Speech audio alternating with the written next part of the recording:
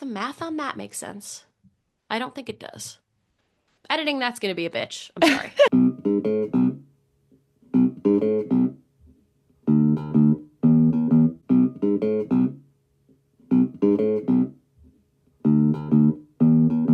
Welcome to Court Captains, a volleyball podcast. Where we talk all things Pro Volleyball Federation. I'm Kelly. I'm Nikki. I'm Ian. And today we're talking pro volleyball in the US. So this Nice. episode Woohoo. is officially for our pro volleyball newbies. To our regular listeners, we love you. Feel free to stick around if you need a refresher on some of this information. But we wanted to take a moment to update everyone on the latest when it comes to the pro volleyball landscape in the US. A lot of people tuned into the NCAA this year. It's growing all the time. Final Four was the most viewed NCAA volleyball Final Four to date. And so we just wanted to go through the three pro leagues that are available in the US this year after many years of nothing being available. We'll tell you what you need to know on how these leagues work so that you can zone out when the announcers start to explain it to you right after they remind you that it's best of 5 to 25 points except the fifth set, which if it's needed, which is 15 points. Also, a libero wears a different color jersey, et cetera, et cetera. You can just zone out of those basics. But first, who the hell are we? We are three people from the Chicagoland area, and we've been doing a PVF-focused podcast. It's our 25th episode, and we will do a weekly PVF podcast. So if you tune in to hear from us later on, you'll just be hearing mostly about the PVF. And I'm Nikki. I started playing club volleyball when I was 12, and then I played Division III collegiate NCAA volleyball. Now I still play in some leagues as long as I'm not injured. I just kind of conceptualized what playing since you were 12. Have you done the math of how much that costs? No, I don't. I should do that. That's so many. I mean, are we including the cost of Division III college? No. Tuition. No, but that is a whole thing, right? Tuition, No, which I but had to pay for? just like club in general, because I think we will talk about it more in this episode, just how much club costs, and it would be interesting, I guess. I will have to ask my parents. Maybe you ask your parents. We were fortunate enough to have parents that put us through that, and we're grateful for it. But I mean, it's thousands of dollars a year, isn't it? yeah. And then now we do pay our own money for Yep. for leagues and tournaments, but that's fun. That's for fun. Yeah, absolutely. I should do the math. We'll both do it. Yeah.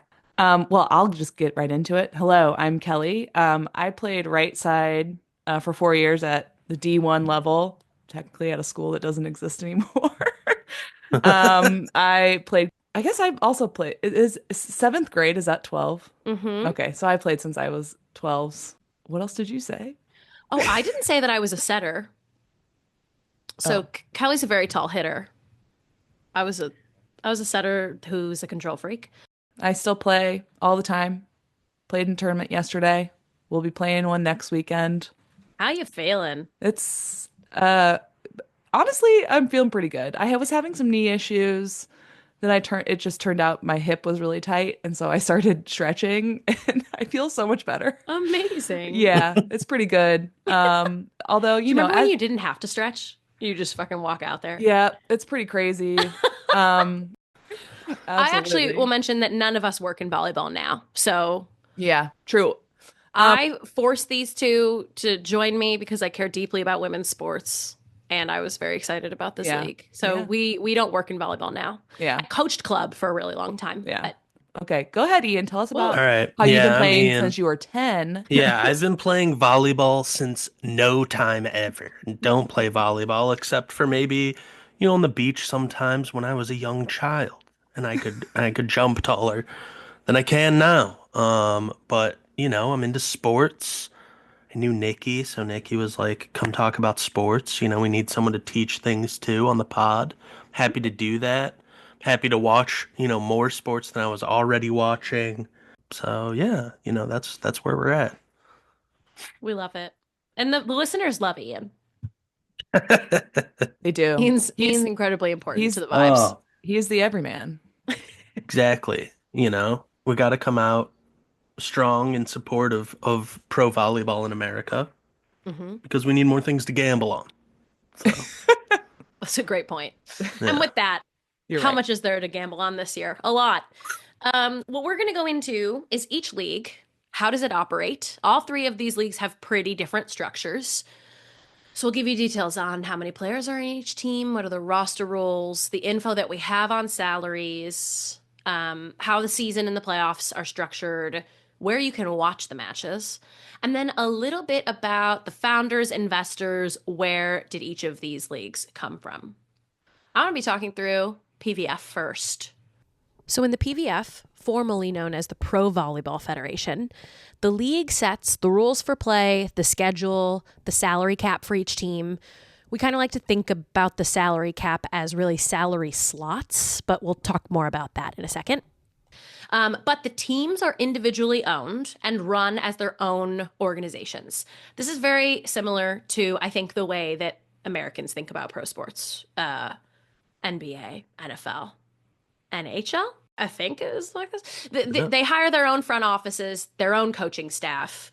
They run their team in their city like its own little unit. And the PVF as a league sets some of the governing rules and makes the calls from that level. The PVF this year has 8 teams. Those teams are, let's see if I've got it from the top of my head, the Atlanta Vibe, the Columbus Fury, the Indy Ignite, the Grand Rapids Rise, the Orlando Valkyries, the Vegas Thrill, the San Diego Mojo, and the Omaha Supernovas. A little out of Yes. alphabetical order, but I figured it out. Nailed it. So we've got 8 this year. Indy is the newcomer in 2025. How many players on each team? 16 is our best guess. That's what it was last year, with 14 active players and 2 on the practice squad. So the practice squad as of 2024 season at least was 2 rookies. We did hear that in 2025, they do not need to be rookies. The league has not clearly stated this yet, but how it worked before was that the 2 practice squad players, if they were moved up to the active squad, they couldn't be moved back down. They had to be like waived. And then that enabled the rest of the league to sign them if they wanted. And if no one signed them after a period of time, the original team could reassign them to their own practice squad. That is not the case we heard this year. That was also kind of kooky as far as I'm concerned. Now you can move your practice squad player up to active and back to your practice squad in the event of injury, illness, whatever, and they can stay a part of the organization. And that's like, is that pretty typical for just professional sports? Yeah, it depends. I mean, for the NFL, yeah, but it'll have like contract implications. In the NHL, where they have like teams in minor leagues, a lot of times they'll have something called a two-way contract. Like if you have a two-way contract, they can freely move you up and down. But if you have a one-way contract, if they want to move you back down, they have to go through what Nikki was talking about earlier, that whole waivers system, and then other teams get a chance to like claim them. Yeah. I don't know if they've, have both of those options in the PVF. I assume it's just 2 ways now. Yeah. Sounds like it from what we hear. Other rules to note for the PVF rosters, there is a maximum of 2 international players per roster. The rest of the team must be US or Puerto Rico born.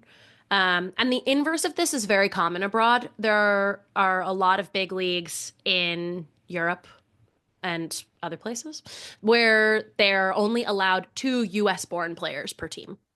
So doing that version of American athletes being the majority of these rosters in the PVF seems to signify that what they're really focused on is giving Americans opportunities to play here.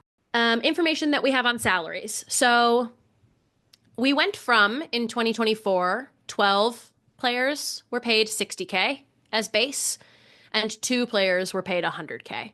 Those 2 players had extra PR responsibilities in the market year round. We have had increases. This is those salary slots that I was talking about. 1 player on each team gets 175K base. 2 are at 120K, 4 are at 75K, 7 are at 60K.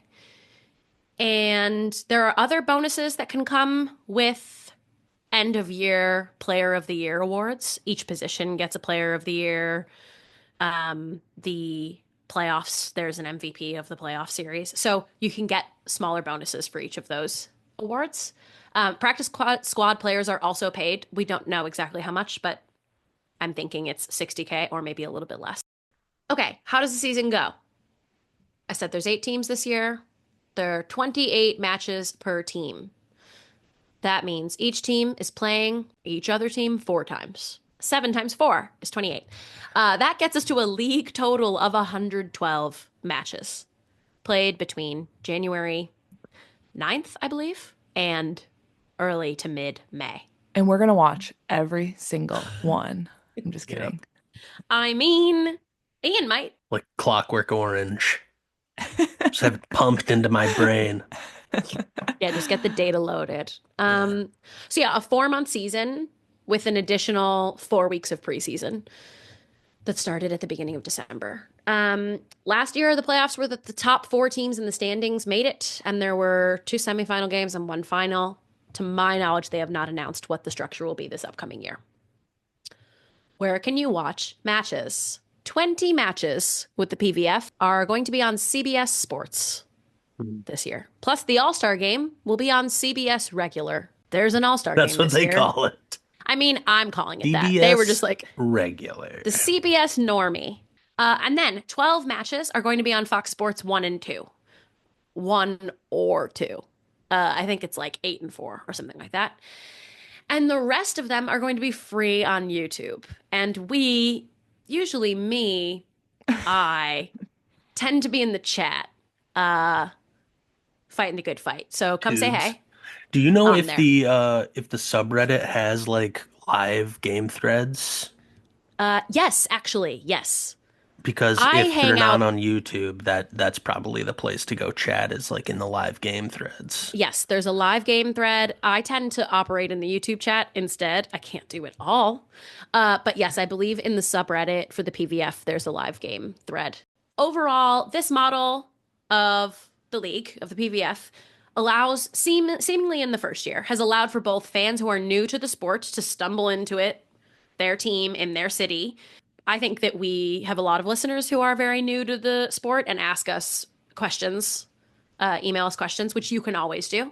And so I feel like the PVF has done a good job of introducing people and getting people like hooked on volleyball who have not played in the past.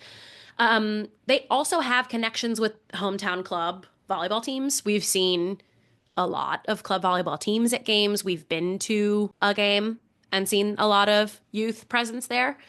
So each team has a lot of local focus from what we can see with marketing, partnerships with businesses, local fan clubs. So it kind of allows for both of those things, is our perspective based off of the first year.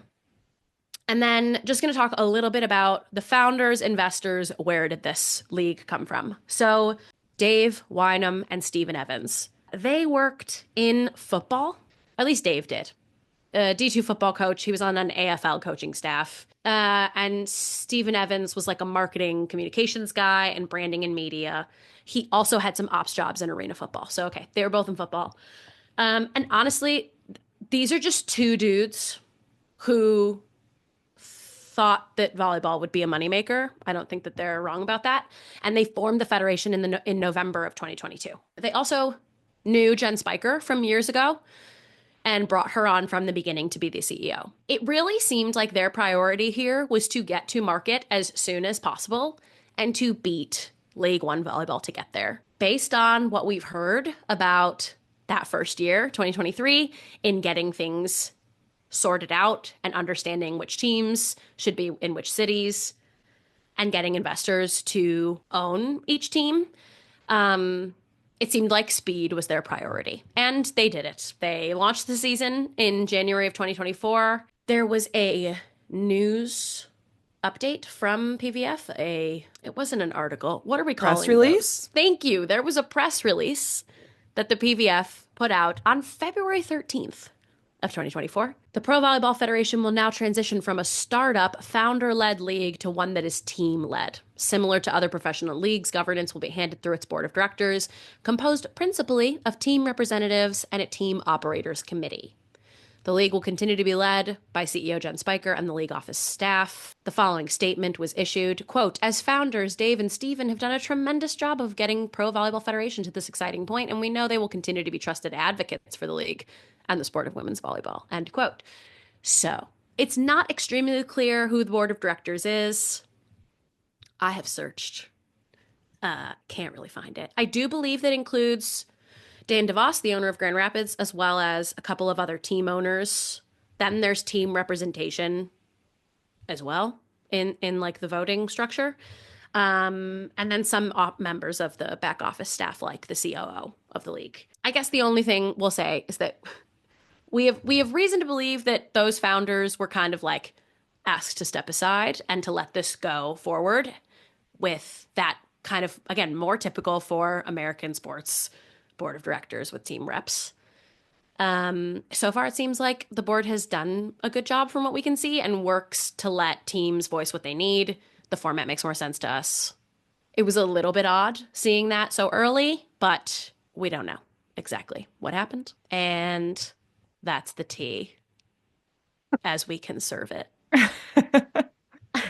The last thing I'll mention is that drafting NCAA players is a big part of this league. This is like a chicken or the egg type of scenario that we'll talk more about after we talk about League One. But the PVF has had 2 successful NCAA drafts. Players do not need to declare for this draft because there's a lot of NCAA mandated paperwork associated with that in volleyball, like going between amateur status and pro status. So it seems clear that coaches are in discussions. So PVF coaches are in discussions with college players who are in their final year of eligibility. That's the vibe right now. And either those players or their coaches give verbal affirmation before they're drafted that they're interested in playing. Teams get the rights, quote unquote, to a player for 2 years after they draft them. There were some instances this year where a draft pick seemed to be burned on a player that didn't give verbal affirmation, but maybe that player said, I don't know, maybe someday, and the team is hoping they might sign on in 2026. So when you say 2 years to the rights, that's just like within the PVF, right? Correct. So you're basically agreeing that it's a team to team agreement. The player can do whatever they want. Player can do whatever they want. Yeah, Yeah. that's interesting. Mm-hmm. And like obviously there's no conversation happening between PVF and League One to be like, we have this player for 2 years. Like, yeah. No, I think that it is all coach to player or coach to even player's college coach Yeah, yeah. in terms of like, what do you want to do? Do you feel Yeah. like this would be good? And if people say, yeah, I'm really into that, or they could say, no, I want to play abroad. I want Right. to, get an agent and see what my opportunities are to play somewhere in Europe or Puerto Rico or South America, right? Or Asia. There are so many places that have leagues. And if they're interested in that, it seems like they're telling the coach, nah, don't draft me. Yeah. The capacities of each of the venues, is the last thing I'll mention, seem to vary between about 6,000 and Columbus is up to 19,000. Omaha's pretty Damn. big and sells out a lot. They're at 18,000. Couple at 6, couple at 9. So those are the capacities in terms of what these teams are trying to sell tickets to. And a lot of them are playing in the same venue the whole season. I saw that the Vibe are going to play in a different spot for a couple matches this year. And so do you think it is safe to assume that right now most of I guess the league is not the teams are not making a profit. Actually, I guess maybe Omaha is because they sell out all the time, right? Because it is team led, are we assuming that most of the salaries are being paid by investors? I mean, they do have like last year when it was YouTube, I would assume. But Oh, like they obviously sold those rights for something. I don't know how much, CBS is shelling out for the PVF TV rights, but I'd assume that's where most of it's coming from. Right. And we have sponsors too. But I mean, if I Yeah, for mean, sure. even as we watch the games, like you see Omaha's court is covered in sponsors Yeah. Hmm. where, I don't know, Yeah. Vegas has less or something. Right now, it does. What I heard was that they asked owners, so the investors in the teams, to sign on for 3 years. And based on some gossip that came out of the AVCA conference, apparently Jen is saying that the profitability target is for the middle of year 3. Okay. So there's ways that teams are making money, like you said, individual team sponsorships and marketing within the market. There's ways that the league is bringing in money to pay their staff and also to, I Hmm. don't know, do whatever else needs to be not done operations wise, like Hmm. YouTube, like CBS Sports, like Fox Sports, right? Getting media Yeah. deals that way. There's also, I think, investment in the league overall. Yeah. Yeah. But my understanding is that it's not profitable yet. Yeah. That makes sense. I mean, bottom line, they have these investors guaranteed for 3 years. So we can perhaps assume that's how players are getting paid. That's how everyone's Hmm. getting paid.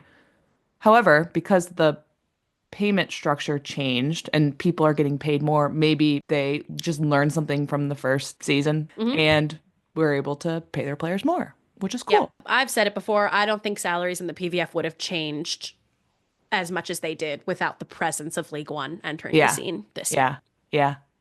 So that might lead us perfectly into Perfect. the League One Segway. segue. So, League One volleyball, League One, LOVB, love, all Uh, interchangeable. But if you catch us on a different episode, I will probably say love ba. How does it operate?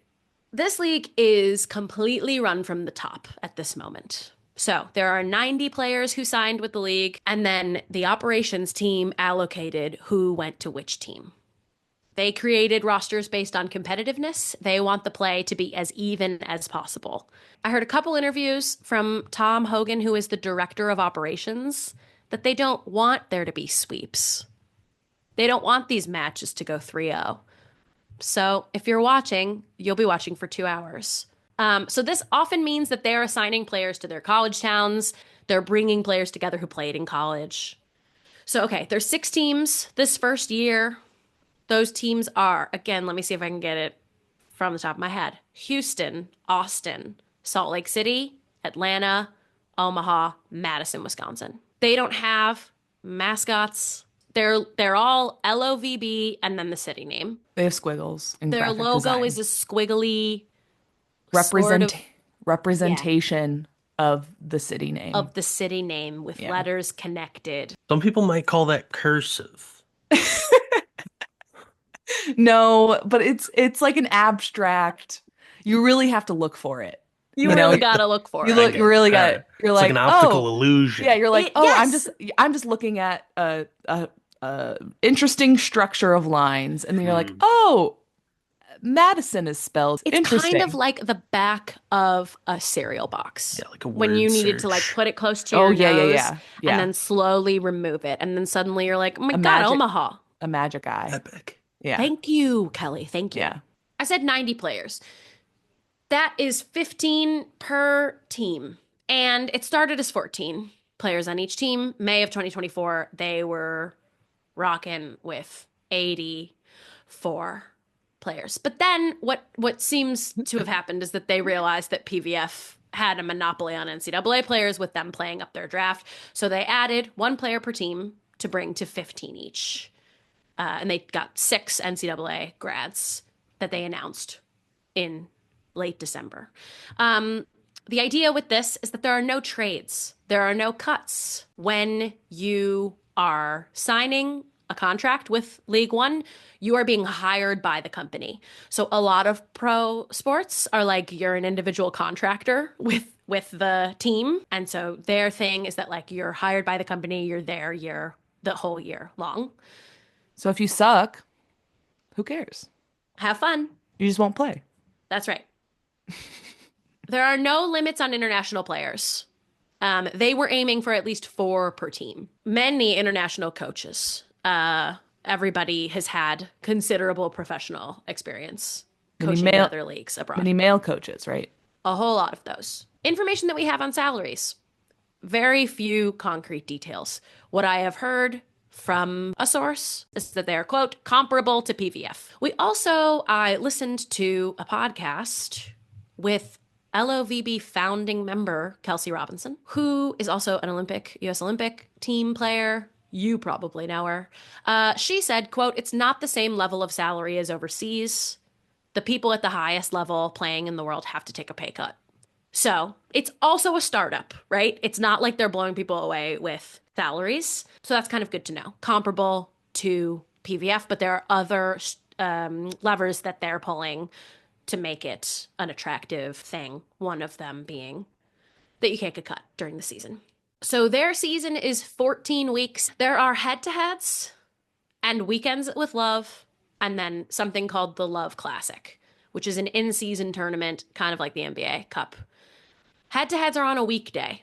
So there are 6 teams right now. 2 teams will go to one city, home and away team, the traditional thing that you would think, the head-to-head weekday match.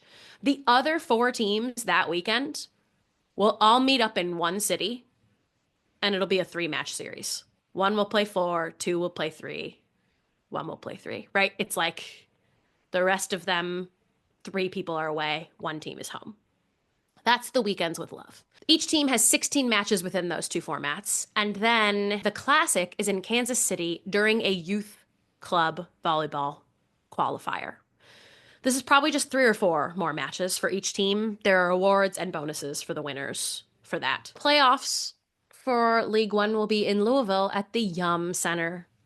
Just hosted the NCAA Final Four and the Louisville Regional. Those will be on April 10th, 11th, 13th. So that is shorter of a season by about a month. All 6 teams will be there. So if they're doing a quarter, it must mean 1 and 2 get a bye. I think. There will be awards and bonuses for winners. The capacities in the gyms that League One is playing at are all less than PVF. Not staggeringly so, but they range from 3,500 to the highest is less than 9,000. So they're going smaller capacities, 5,000, 7,400, 7,800, 8,000. Where can you watch these matches? So a very large news update that came out a few months ago was that League One secured an ESPN deal for 10 matches across linear networks and 18 on ESPN+. This podcast has heard gossip, but we do report on gossip. Love paid for that ESPN deal. Whoa. They paid Mr. Mouse. They paid the mouse. Allegedly. The rest of the games should be on LOVB Live, which it seems like is just on their website and drives traffic to their site. That sounds expensive for them as well. It seems like they went that way instead of YouTube. You know how like YouTube has a really they have a lot of competitors. Oh wait, they don't. I was like, oh, am I missing something? No, it's because it's really because video streaming is really hard to do. Totally. So it'll be interesting, I guess. We'll see. There's LOVB Live, and then there's also like the Women's Sports Network, and then some matches will be available internationally on DAZN. That I don't have a lot of information about that, except that The Zone. DAZN. Okay. It really seems like they're into acronyms. They're forcing us to pronounce a certain way. It really seems like this league wants the current volleyball community to be their priority. So many of the actions that they've taken have seemed to indicate that they want to get existing people within volleyball at least first, right? I think that is working. Because we're in the volleyball community. Right. No, yeah. Yeah. I just think it's a little bit of a different angle. So who are the founders and investors? Where did this come from? Caitlin Gao, started at Bain, rose the ranks in corporate strategy and merchandising. Kevin Wong is a retired American pro beach player. He played in the 2000 Olympics and he tied for fifth. He's played on the FIVB World Tour. He's a broadcaster now. He lives in Hawaii. The third founder, Peter Hirschman, probably met Kevin in Hawaii, where he lives now. He's ex-Bain tech consulting CEO, recurring roles as a board member, trustee, yada, yada, at a bunch of big tech companies. So the three of them have been raising money since late 2019. The totals that I've seen is that now, through all that time, have raised up to $160 million through Series B funding and other private equity investments, including investors that they've featured like Kevin Durant, Jason Tatum, Candace Parker, Lindsey Vonn, Amy Schumer, and Chelsea Handler. They're very obviously going the way of selling this product to investors. Starting in early 2020, they, quote, have cultivated a network of clubs across the country with the aim of developing a grassroots to pro pipeline in support of the new league. That's per Sportico. As of right now, they have 58 youth volleyball clubs in 66 locations, which is amounting to 1,500 teams, 17,000 players. So this is obviously something very different that PVF is not touching at all. And it's something that League One has been working on for 5 years. Kelly, can you tell us what's club volleyball? Club volleyball is the travel team that you hear about. You know, you have basketball has travel teams, football has travel teams, baseball has travel teams, and volleyball does too. It's basically what kids who are focused on a one sport, which I think is majority of children nowadays, really pick a sport and go with it. It's what they're doing in their school's off season, is playing club volleyball. You pay, you have tryouts at the beginning of the season, you make a team, you go and you practice 3 times a week, and then you go and you play these tournaments on the weekend. You devote all of your time in life to these tournaments. Okay, I didn't have a social life when I was in club. We practiced on Friday nights, so I didn't go to any basketball games. But looking back, I can see you're still hurting about that. I actually don't really care. Like, well, it's interesting. I think I also went to a very intense club, and Nikki did as well. And so it's like I don't have another perspective, and obviously it got me to where I am, and it got me the scholarship that I worked for. And so I am grateful for it. There are varying levels of intense clubs. USA Volleyball, obviously you have your regional like little mini tournaments that are happening, but then they also put on these huge qualifiers that are throughout the club season, which for high school that ranges from like January to July. Mm-hmm. And then for middle school, it's going to be, what is it? It's just ends a little sooner. But honestly, they're very long seasons. Yes. Oh, yes. It's a lot. Mm-hmm. It's way longer than your high school or middle school season would ever be. Mm-hmm. Okay. So anyways, throughout the entire season, USAV puts on these qualifiers, and this is what you have to play in to actually be able to qualify for the end year tournament, which is just quote unquote nationals. They're very big tournaments. They're hosted in these huge conference halls, which with just hundreds of courts, and it's very fun. But yeah, that's the type of thing that Love is going to be playing at and like showcasing so that all these clubs will then come and watch, which is good tactic.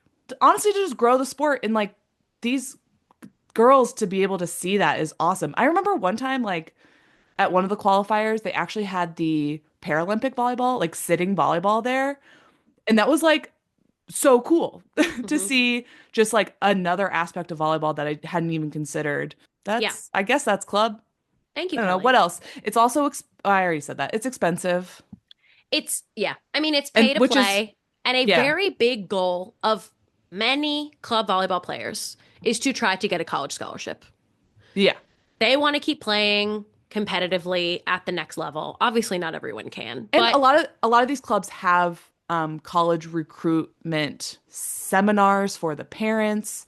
They have people that will at these clubs that will like talk to coaches on the players' behalf to get them recruited, following whatever rules NCAA has. That's part of it as well. hosting tournaments can be a big moneymaker as well, right? There's bid tournaments and there's also just tournaments that are like come play competitive volleyball and get ready for a big qualifier to get a Yeah. bid to nationals, right? Yeah. So there's it's a very intricate and big world in youth sports, right? To put it into perspective, there are 300,000 club volleyball players affiliated with USA Volleyball right now, roughly 20,000 teams. So, League One has 1,500, 17,000 players. League One represents about 7-8% of the total USA Volleyball right now. You say single digit percentages. Does that really matter? No still- other club is running that way. That's So, a lot.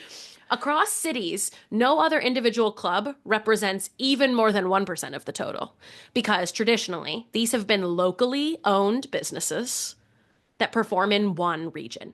Kelly, I'm going to share my screen Well, and show yeah. you the League One clubs that exist across regions as of right now. Okay. How many of these are familiar to you, Kelly? A5 for sure. That's in Georgia. Yep. That was like an Atlanta club. Colorado Juniors. Madtown Juniors is a new club that was started for the Madison Love. Okay. So that one's new. So is yeah. Shy City. Yep. I remember Kokoro, Maverick. Nova Juniors. That's familiar. One Wisconsin. I remember Premier, Nebraska. I remember Smash. Some Yeah, of that some logo of the is logos are familiar. obvious Yeah. because Yeah. they were made in 2001 or earlier. Union. Yes. Yes, I do remember Union. I will say looking at this list, it seems to me that they went and bought up a lot of small clubs. Yep. I remember Inferno. I think I remember Iowa United, but Gainesville Juniors, Houston Skyline. I also played college for a little while in Virginia. So I heard of Oh, yeah. clubs in the South that those people had played at, in addition to the Great Lakes. Anyway, the point is, I am not positive, and I would need to hilarious to be Boomers volleyball. That's aged in quite a way. I think that a handful of these are new, and only a handful. I guess what I want to mention is that it is being touted as a grassroots, but there's not a whole lot that's grassroots really about it. They're buying things that exist already. And per Tom Hogan, it's, quote, the largest youth club business in the country. Kelsey Robinson said on the Sandcast podcast outright, quote, love is buying up clubs. And, quote, each pro team is supported by these club teams. Her husband, Brian Cook, who was a pro volleyball player, but also, why was he on the podcast about love? He's not playing for love, said, quote, these clubs are so profitable. There's so much money in club volleyball. Putting them all in one umbrella, optimizing things, making them even more profitable. So that part is pretty transparent from the founding member. Maybe it's members at that point. I do believe that founding athletes were given ownership stakes in the league. So maybe that's why Brian is involved. He's Yeah. part owner Also, as well. I know for a fact that all of these clubs have an extra line on their club dues that say like Love Pro. They have to pay a little extra Yep. to be a And I part mean- of this organization. Spinning it to the other side, Kelsey also said, quote, love hopes that players never leave. From youth on is what she meant. It's about the athlete. They're a part of our community. And so I think that there are elements of that that are certainly positive. Yeah. But she also said they've done everything right. There's like an element of this where some people don't think that's wrong. Yeah. And you may not, listener, but there's things that exist and they're being brought into a pro experience, which I think is cool in and of itself. I feel that long term, this will continue to rise prices of an already expensive and sometimes exclusionary world for youth athletes. And so that's a reality of the way that this is being operated and what the goals of this league actually are, which is to create profits, which again, isn't that the kicker with pro sports is profits eventually, right? But the spin on it's about the athlete, it's about volleyball players, I think is tough for me to swallow. Yeah. You can also donate to their foundation. You can give them more money if you want. Yeah. All right. So that's where we're at with those two leagues. We've also got Athletes Unlimited. Ian, do you Indeed. want to tell us about that? I do. So I'll give a little rundown of the history and structure of the league. It's a very different structure. Obviously, we've been talking about PVF and Love as kind of competing with each other for players, for the calendar, for eyes, all that stuff. Athletes Unlimited, not really about that. It's kind of made to be as low impact as possible. It's only 5 weeks long. All 5 weeks take place in Mesa, Arizona. This last year in 2024, it was October 3rd to November 4th. Each player on the roster, of which there are 44 players, will play 15 games in that time that they are in Arizona. Beyond that, it's very different. There are 4 teams, which, given that there are 44 players on the league roster, we can infer that there are 11 players for each individual team. But each team is redrafted every week, and there is an emphasis on individual point scoring. So they invented their whole own point system to keep track of all that. But first, let's talk a little bit more about Athletes Unlimited. They originally started not that long ago, I think at the end of 2018, they were talking about this idea, the two founders, Jonathan Soros and John Patrick. And it seemed from what I was reading that they originally started with volleyball like front of mind. That was the one of the first sports they were discussing, but the first sport that actually they put on a tournament for was fast pitch women's softball. The idea that they had was they wanted to obviously reimagine the experience for athletes, but also for fans, and specifically fans of women's sports in North America. We talked about how the PVF and Love are dealing with kind of geography and how they're pitching to fans. Athletes Unlimited said we're not doing that. We're just speaking to the entire group of people that would consider themselves fans of women's sports. We don't really want to pitch just to local markets. We want to speak directly to that whole market at once, which is interesting. Obviously, comes with its own challenges because you don't have that point of contact with people locally. You just kind of have to hope that they will invest their time for those 5 weeks to watch because they're into the concept and want to watch sports. Actually, I didn't know that the first Athletes Unlimited Fast Pitch Softball League was hosted in Rosemont, Illinois, 30 games, 5 week season. So shout out Softball. to Rosemont, Illinois. Now they have, obviously, along with volleyball, they still have fast pitch softball. They also have lacrosse and basketball now as well. It seems like they have been really closely working with leagues in North America. I know that they worked from early on with the National Pro Fast Pitch Softball League, and that those leagues have kind of seen it as, a mutually beneficial thing. That if some of their best players go play in Athletes Unlimited and raise their individual profile, they just bring that back with them to their individual league. I'm sure that PVF and Love feel the same way. It's low impact. It's just those 5 weeks. It doesn't interfere with those other schedules. So it's another way that people can kind of raise that profile. Like we said, though, it's only 44 players. So it's a pretty difficult roster to make it onto. In terms of watching games for Athletes Unlimited, it's only like a mildly labyrinthian combination of ESPN Plus, VBTV, and Bally Sports. It's basically what you got to do now. You got to play like 3 streaming services against each other to watch any sports. 2021 was their first year they had volleyball, and they were really focused on, like we've talked about before with the other leagues, providing some of these world-class women athletes like a chance to be able to play their sport in their home country. In order to get into the league, you have to have completed your NCAA eligibility, because you will not be able to go back and complete that if you play for AU.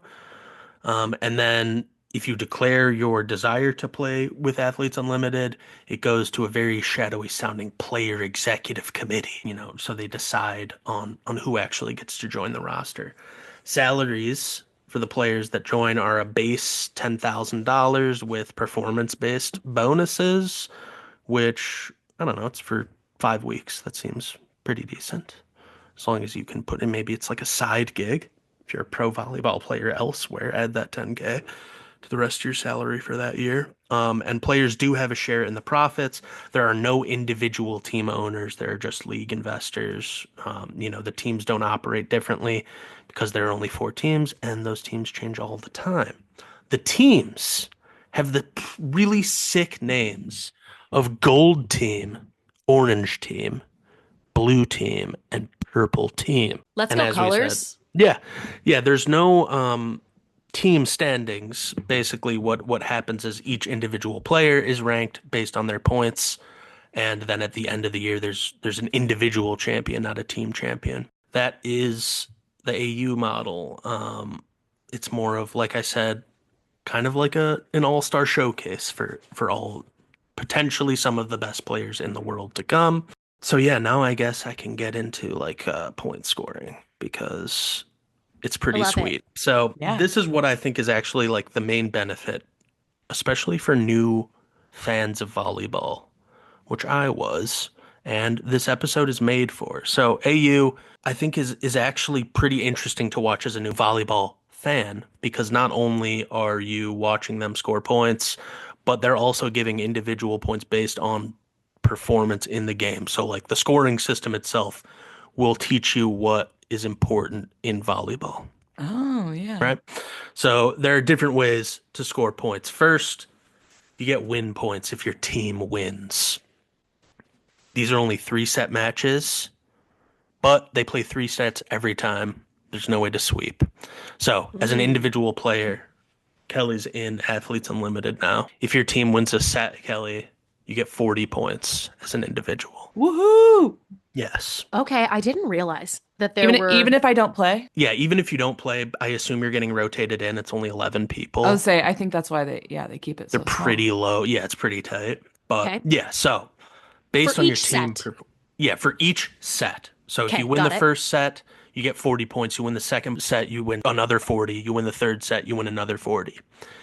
But at the end of the match, they then add all the cumulative points together to decide who won the match. Whoever wins that total point score, every player on that team gets 60 points. Oh, wow. Okay.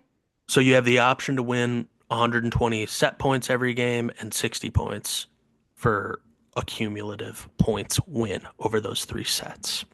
Okay. If the 2 teams are tied in cumulative score after 3 sets, they play an epic golden set, Okay. which is first to 5, and you have to win by 2.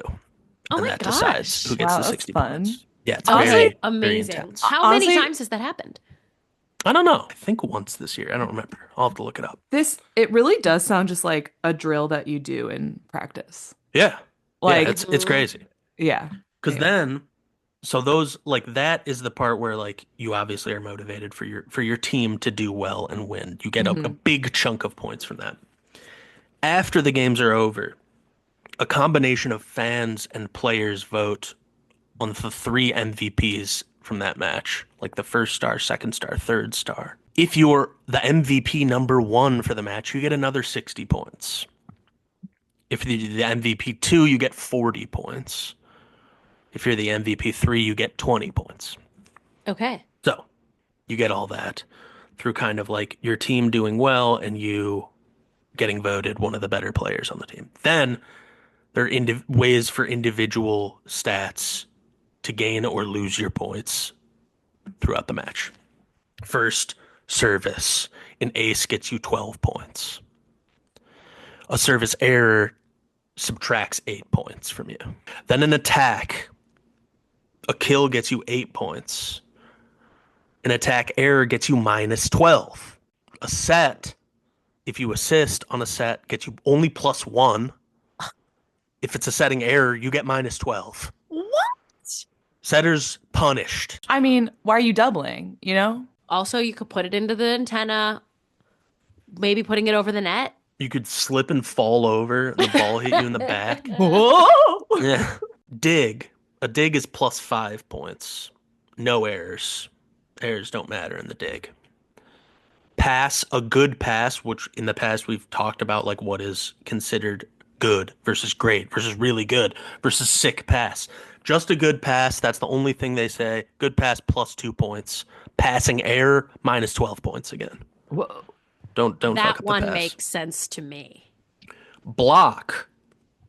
If you get a stuff, you get 12 points. There's no errors. No Then we've got a errors. yeah, no errors are counted.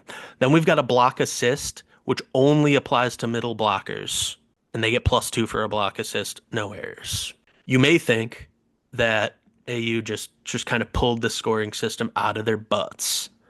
But in fact, they did not pull it out of their butts, and they have an entire published white paper on their website about how they compiled an insane amount of historical data from international competitions, ran simulations based on their different point systems to figure out what they decided would be the best system to highlight individual performance within successful team context. I'm into this. But yeah, so the best players, you're ending up anywhere from 3,000 to 4,500 points by the end of the season. And what happens every week then, we said these teams are redrafted every week. What happens is the top 4 players in points from the week prior are then the captains, and they draft their team. They also get to draft their coach basically from the pool of coaches. Drafting the coach. Yeah, I think they don't call them coaches in Athletes Unlimited. They call them facilitators. Solid. Oh my God. Because these are all women that know what they're doing. And they're Mm-hmm. also all on the team they're on that day, but also individually, they're competing with each other individually by Mm-hmm. the end of the season. So there's no standings other than individual standings. So even the people on your team you're competing with. So, like I said, very different experience Mm-hmm. for the fan, very different experience for the player, but I think an interesting way to it's like fantasy sports in real life, right? These are the best 44 players they could get, and you're watching them just try and be as good as they can be, and they get points for those various things. So very, very Yep. fantasy football like. Cool. I did Um, not realize there was so much to the point system with yeah. individual stats. Yeah, so it's pretty deep. Obviously, they are keeping track of it all. It's not like, it's not crazy hard to follow because they're kind of holding your hand through it as you're watching the game, but Mm-hmm. you can go in there and dig into the numbers and find out what's going on. And like I said, it's an as someone who is newer to watching, it was helpful to me, in the way that you watch any sport that you know a little bit is finally realizing what you should be watching instead of just watching where the ball is all the time or just judging what's going on based on who's scoring the point at the end. Yeah. Um, Cool. so yeah. Amazing. And we have seen both players who play for PVF and who play for League One in this league, in Hmm. the Athletes Unlimited League. It's a shorter, Ian said it's only 5 weeks. It's a much shorter season. It's not happening at the same time as they're playing during the NCAA Yeah. season. So people can finish up there and then have a break and then go play preseason for the other league. Yeah, and it's intense. I mean, it's 15 matches for every person in those 5 weeks, so Mm-hmm. it's definitely a lot of volleyball, and there are only 11, players per team, so it's super high level, and their big thing is that it's like playoff intensity for 5 straight weeks. Yep.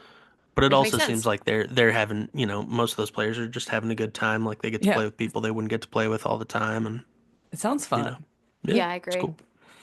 Amazing. Thank you, Ian. Okay, so those are our reviews of each of the 3 leagues as it stands in this moment. I want to talk about just a couple things for those of you who are coming from NCAA. What are a couple of the ways that it will look different from NCAA or some key rule differences? I think the big one probably is the subs rule, right? Yeah, both Love and PDF will be using FIVB rules, which is the international governing body for volleyball. And yeah, the big thing is sub ruling. What is it? 6 subs, I believe, a set, whereas in college it's I want to Damn. look it up because Penn State ran out. yeah, that was crazy. If we all saw the finals in the second set of the NCAA tournament, they ran out of subs. DS was playing middle. 15%. 15. Okay. Why did I think it was way more? I don't know. But so yeah, 15%. So, but the biggest thing, if you're a starter and someone comes and subs in for you, and then you go back in, the person that subbed for you cannot go back in ever again. And you, if you were to be subbed out again by a different person, you can't go back in. So basically, you can only go into the game once, but you kind of get a freebie with being a starter. So you can go out and then back Mm, in just got it. once. Got it. So Got a it. lot of times we will see a serving specialist come in to serve for someone, and you will only see them once per set come in to serve because that's all they're allowed to do. Because once they come back out, they can't come back in again. Hmm. So that's like a very interesting thing to see if you're used to watching NCAA. Like, what do you guys think that's motivated by? Is it like just that they have smaller rosters than those college teams, or that they're like trying to keep the game shorter? So they don't have smaller rosters, which is funny. Um, Usually college teams have 15 people on their roster. If we're getting into it, Division One, you have 12 full ride scholarships per team. I think it's just trying to encourage people to play all the way around and be full-rounded players, I suppose. Yeah. I don't know what came first, chicken or the egg, right? Was this an intention? Oh, we're trying to force these players to be well-rounded players, or are players becoming more well-rounded players in professional settings because they have no other option? Hmm. Who knows? Yeah. Um, I'm sure we could look back in the history to see how sub rules have changed. I do think it's good for NCAA to allow so many subs and to kind of to not have that out and in rule. Because at the end of the day, they're college athletes. It's good to see all these women getting opportunities to play. And in reality, if they only had 6 subs, no, very few people would play. There would be an imbalance there that I doesn't feel right to me. So Because there are so many subs, I think what we've seen in the NCAA game is that they're bringing in defensive specialists to play back row for some hitters. And they're really good servers. That means that those defensive specialists, who maybe have been playing for a long time and hit outside when they were 12, but then unfortunately just did not keep growing to the height of 6'3", and so then became just limited to the back row at the higher level of play. They're really good servers. They're really great serve receivers and defenders. And unfortunately, as of this year, I've heard them referred to by broadcasters as littles, which I yeah, find so infantilizing. But yeah, okay, fine. That's Babies. little babies. Just because they're 5'8". it's like a Sorry. hop, skip, and a jump from something like really offensive. Well, it is interesting, like, because basketball seems the same way, right? Like, you'll see just in youth basketball, there's just types of players you will never see in the NBA, because in the Right. NBA you have to be 6'2" at Yeah. least to Totally. play somewhere on the court. And yeah, it in college it reminds me more of like relievers in baseball, where you can get like really, really minute in terms of what someone can be good at, and you have the option to just put them in to just do that. Yeah. Whereas in the PVF, it's like, no, you have to be, yeah, you have to be able to do more than one thing. Yeah. Yeah. And I think that that then is like a good way for there to be a role in NCAA volleyball that needs to shift or isn't available anymore in the pro level. I think that feels fine to me, but would love us to stop calling them littles. That's just my Littles. personal. Yeah, definitely. Moving along to other things we might see. This is something that you probably won't see very often, but especially in like televised games, because most of the time they're playing in really big stadiums. But NCAA rules, the ball can touch the ceiling, and if it comes back onto your side, you can keep playing it. And FIVB rules, you cannot do that. If it touches the ceiling, it's out of bounds, which is Bummer. yeah. Challenge structure is also a little different. In at least in PVF, I guess we can't really talk. I don't know if this is an FIVB rule or if it's league specific. For PVF, they get 2 challenges a set, and if they are correct in those challenges, I challenge, and I challenged that a ball was actually touched and it was indeed touched after review. Then I get to keep my challenge. I still have 2. But if you're wrong, you lose that challenge. But you start each set with 2. In the NCAA, you start each match with 2. But similar idea. If you're right, you get to keep it. If you're wrong, you lose it. Except and then the 5th set, that you get an extra challenge, which honestly, I think the intention of that is to make the games go faster, because as we saw in the PVF and I guess in the Olympics, because it was the similar idea, those sets really get drug out if there's a lot of challenges available. I think that's kind of what really it. Yeah. I think maybe something that we'll finish off with is our like overall point of views of these leagues. And also I think like, what do we hope to see in year 2 of the PVF? We are a PVF podcast. We pay a lot of attention to what's going on over there. I will start. So like something that I care about in doing this podcast is that like we do really want this league to be successful, but we're not like blind stans for the league. We're obviously not like paid in any way by the league. So something that continues to be frustrating about this league to me is how from the beginning they keep insisting that they're real. And I don't know why that's the word that they've chosen to reiterate, but it's everywhere. Yeah, we know. Like, yes, yep, it does look like it. Their website is provolleyball.com, as if there hasn't been professional volleyball in many other countries on this planet for decades. So something I'd love to see in year 2 is removing those things and stop with like the little jabs at League One. They updated their FAQ page recently. And it's you can just leave the jabs to Nikki. Like, yeah, just leave them to me. You don't even have to put that out there. Yeah, just like getting rid of some of those things. And instead, I think what I'm really interested in is like, there's information about transactions and contracts and yada yada. And I understand it's like a balance to decide what's public information and what's not. But people in American sports are interested in understanding the details of the transactions of teams and who gets traded and why and all of that. So making some of those things, the standard rules and regulations, more clear to people would be really nice. Data. I also want like clips. Yeah. We need clips for the Zoomers, man. We gotta clip some shit. I will say, I mean, just off that point, like in general, I just feel like the marketing in PVF is so bad. And it's tough. Like I get that, like I was just looking it's a big at investment, but I was just but I was just looking at LinkedIn for Love. They're hiring a bunch of interns, marketing interns from different colleges. Yeah, but they are starting with like they have money in the bank because those clubs are already generating money. Right. We don't need to sell it. Like it is generating money through the kids, and like that's the money generating part of the business right now, and we're just producing these pro teams to basically like show the kids like this could be you one day, and to sell the product to people of like, oh, I want to be involved in those clubs. But it's like straight pipeline, but they're also buying a lotto ticket for pro taking off, right? Right. So but they have that money a for sure business model. Yeah. They have something that works and they know they'll be able to keep doing and make it more efficient and make it more lucrative. So they have that as the guarantee, and then they can use all of the money that they get from investors and from that to scratch their lotto ticket for pro taking off.